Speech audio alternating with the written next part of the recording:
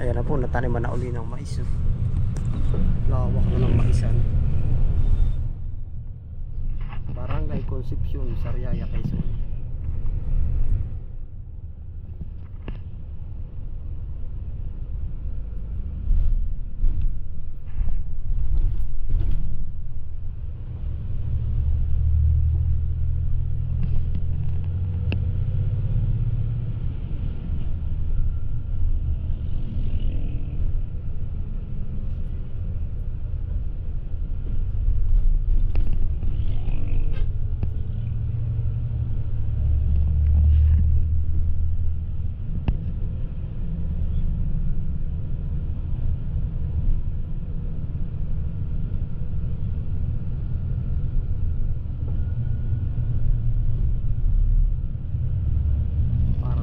Sa ating banda.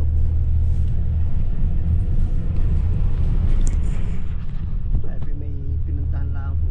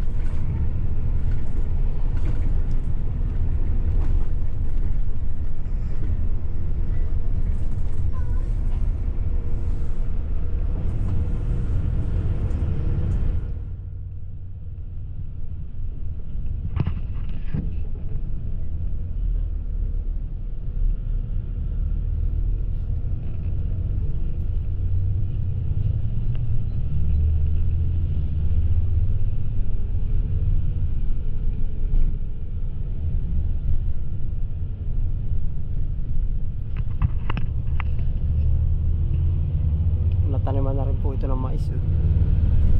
Lawak.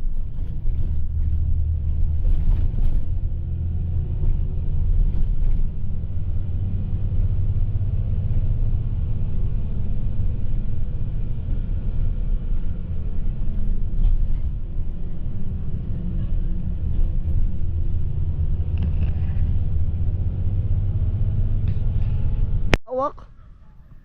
Bababag. Bababag. Ay, hindi yan kaya ng timbangan, utoy. 10 kilo po rin. Ano, timbang mo na ba? 10 kilo lang. Baka magaan yan. Papaya ba gulay no? Gulay po ni Purman. Lalagay daw po sa inahin. Dami karga, no? Manok. Marami ata manok sa inyo, ano? Binigay, akin na. Ulo, ito eh. Pagpulang ng bagay. Dami nga, ang galing nga. 13. Alalay lang, huwag mo ikakabugyok. Ibukod mo yung ano sa ano. Sobra, babawasan. Media. Ayun ang dahil pa yun. Nain na po, harvest. Sipag din ang siling yan, ano? Ano, ang dami yan. Itong po na ikon din pa. Ilan? Ito. Aba. Yun na yung natin natin hindi nakuhanan. Meron pa rin. Ay, utoy doon pala sa gitna. Tapos na ba yung nasa balon? Hindi ba po yun? Hindi na ata naharbisan yun ay. Lagi pa. Kulang naman.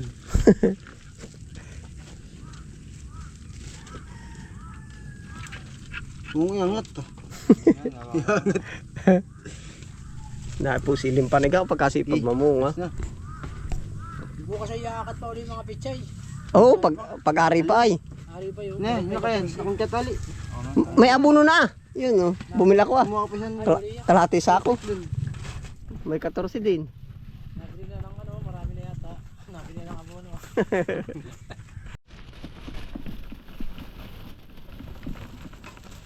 Baba mo. Lagi.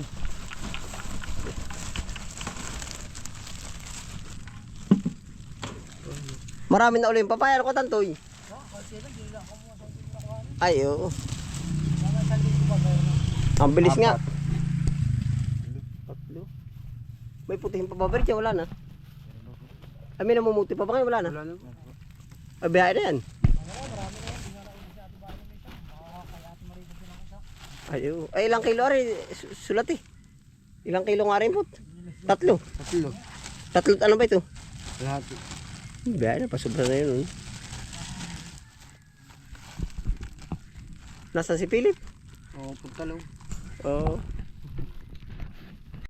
Ayun po, kalulusong lang po natin. Ano rin po ay kaunting pakain sa baboy. Totoo, hindi po makabili ng marami-ramay. Ay di, ako po kanina ay lumuwas nga. Gala ako ng Candelaria Quezon. Ay naabot ko na lang, ayun nagtitinor ng sili. Ang katotohanan ng buhay po ay nakapag-harvest na ng 80 kilong pitsay at saka 20 na mustasa at saka 50 kangkong, 50 talbos at 20 na kangkong. At yun ang mas ano ay, at saka ho yung sili 13 kilo. Ayun, yun po ang katotohanan. Ngayon po naman ay di, sabi ko nga po sa inyo, ang pinaka-home base natin ito, kahit ako pumunta ng kung saan man lugar at nandito na tayo sa Tayabas, ang home base natin ay pa rin kubo natin. Diyan papakain po naman tayo ng baboy. Nahingi na nga biro. Ayun po, tayo po gagawi sa bandang ibaba po. At kukuha tayo ng mga spinat doon na hindi na ano, na nabinta po ba. Monitor din natin na rin. Yan. Ito po ang hinarbis ay yung kabila at yan po. Pagka-harvest niyan sabay bungkal kaagad. Kahit po naman wala tayo dito, kumbaga diretso sila. Alam naman nila na magpapaalam ako sa kanila po na bumabalik tayo sa hapon. Yan ito po. Ito yung hinarbisan nila. Ito. May tira pa dito ay. Tapos sabay baliktad na kaagad po. Tsaka yun naroon sa kabila. Dito yung mga mustasa. Ngayon pupunta tayo dun sa spinat.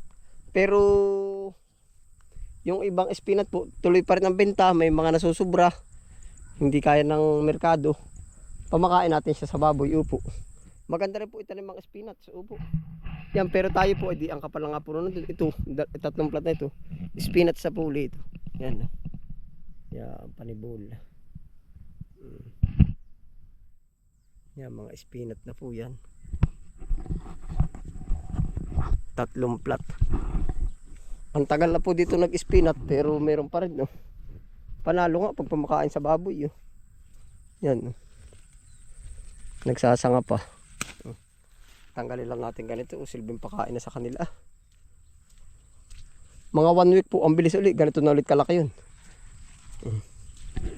Mabilis po kumpara sa talbos, kangkong, spinach po ang nakikita kong magandang ipamakain po sa alaga. Opo, na baboy. Tapos kukuha doon.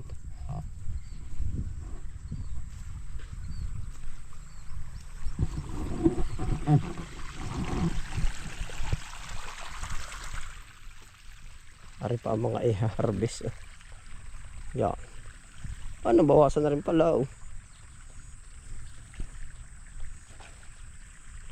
Yan.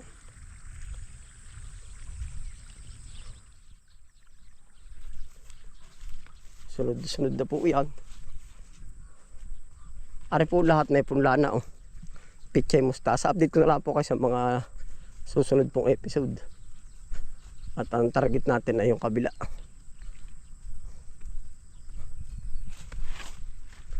Magpunta tayo sa Espinatan.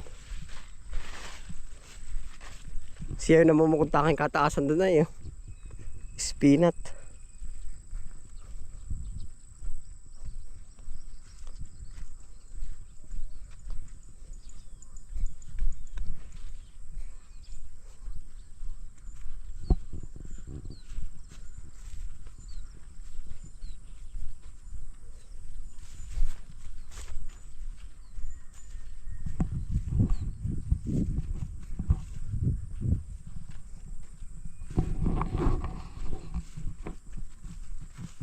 Sabay Karbo, gawa ng ulan.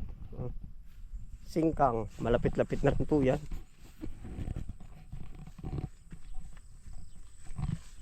Yan ang mga isusunod.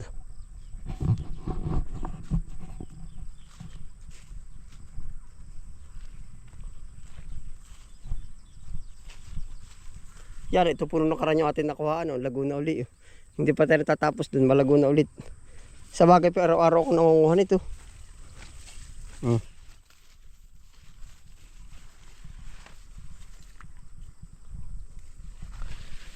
Bubungo na pala yung iba.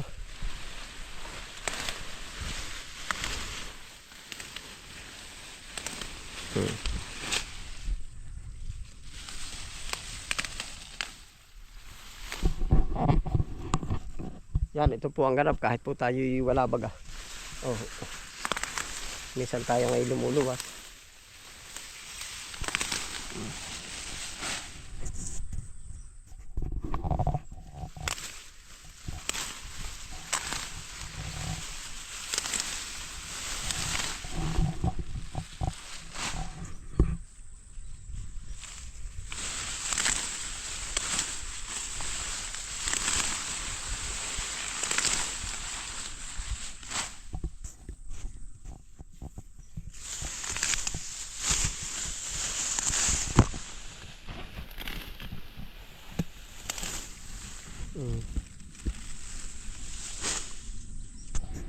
Nagka-idea pa po tayo na maganda ipakain siya nung hindi siya nabinta. Opo. Nagpaplano nga po ako kahit kumbaga manggagawa tayo ng taniman lang talaga para sa pampakain lang po ng baboy. Opo. Pero kung mabibinta, ibibinta. Opo. Pero ito talaga pong timing na timing doon sa ating target na ibenta itong hindi nabibinta. Pero tuloy pa po yung iba pong customer, bumibili sila, payag sila na putol din lang na ganito. Yung iba po naman, bunot lang sa gitna yan, sa ganito. Yeah, marami pa po ay. Yun na rin po ate, ipapakain na rin sa ating mga alaga.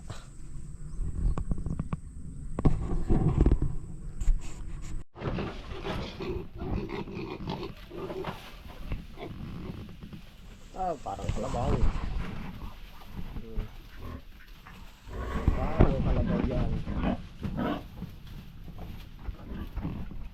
Fresh na fresh pa po yun. Hindi pa nga pong gulayin yan. Kaso may uber.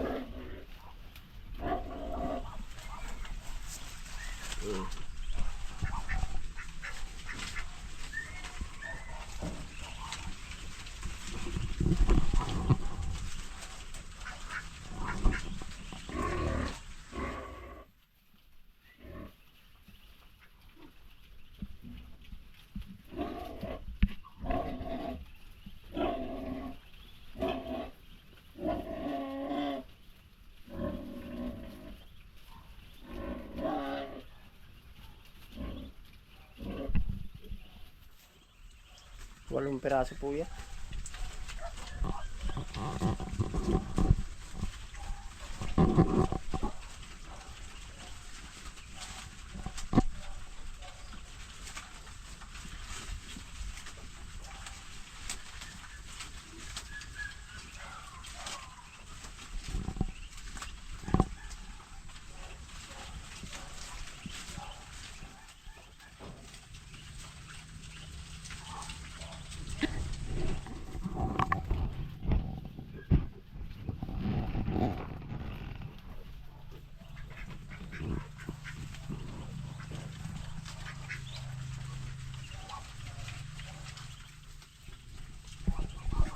Yan po yung bibi.